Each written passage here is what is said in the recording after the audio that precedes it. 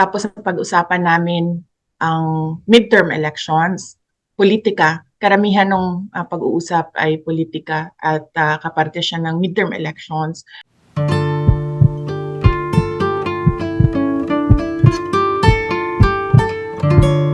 Sige. Ma'am, maayong hapon, ma'am. Di na po ako magtatagal. Unang-unang kumustahin lang po namin. We believe nagkaroon na po kayo ng meeting kagabi with Senator Bato and Senator Go. Can you tell us about lang po sa inyong naging meeting? Yes, oo.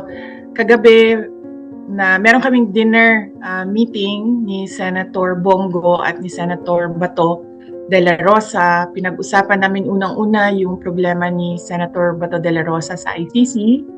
So, nagbigay ako ng konting legal advice doon, base na rin sa mga nabasa ko about sa ICC.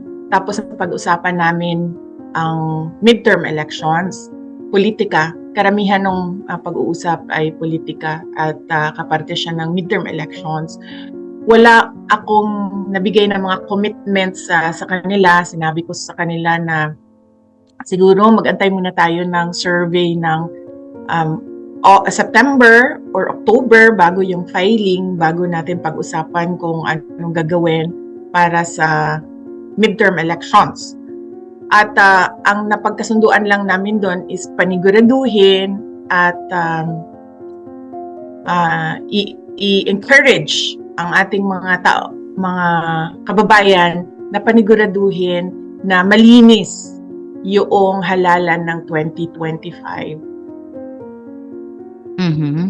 Malinis, Okay. ibig sabihin, walang pandadaya na mangyayari sa lahat ng mga positions, walang ma-disenfranchise ng mga voters, yung mga ganon. So, importante sa amin yon na magkaroon ng respeto ang lahat sa kung sino man yung mga pinili ng taong bayan. Okay, sorry VP ha, mag-follow up lang ko. Ma'am, you said hindi kayo nakapagbigay ng commitment. Does it mean, ma'am, na they ask po for your help para sa 2025? Yes, merong ganun na conversation na nangyari. Yung pangangampanya sa 2025 na elections. Hindi ako nagbigay ng commitment sa kanila. Sabi ko sa kanila, I want to see the numbers. And I want to scan the political landscape. Sabi ko, kasi kailangan kasi niyan, pag nangampanya ka, ay meron kang entablado na tatayuan, meron kang microphone na hihiramin doon sa lugar kung saan ka mangangampanya. Kailangan mo planuhin yan. So sinabihan ko sila, mag-meeting tayo ulit. Sabi ko, antayin natin ang numero, mag-meeting tayo ulit, pag-usapan natin kung anong pwedeng maitulong ko at anong pwedeng gawin natin. Importante din kasi sa amin, yung mga kandidato na mula sa Mindanao, dahil syempre galing kami Mindanao, laging nahuhuli ang Mindanao. In fact, hindi lang Mindanao, Visayas as well, nahuhuli lagi yan. Particularly yung mga nasa dulo ng Western Visayas at Eastern Visayas, yung mga lugar na yan, lagi napapag-iwanan yan. So sinabi ko sa kanila, mahalaga din na dalhin natin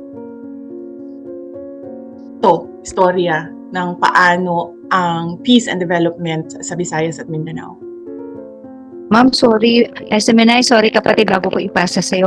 Ma'am, what do you mean when you say antayin ang number? Are you referring to the ranking of the said candidates po, ni si Senator Bato at Senator Bongo? Yes, opo.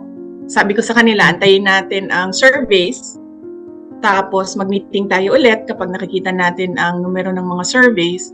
Tapos mag-meeting tayo ulit, pag-usapan natin kung paano ako makakatulong at kung ano ang pwedeng gawin naming tatlo para sa kampanya. Dahil sabi ko nga, mahalaga sa amin ang Visayas at Mindanao sa pagtutulak ng peace and development dito sa ating government. Alright, thank you ma'am. Okay po.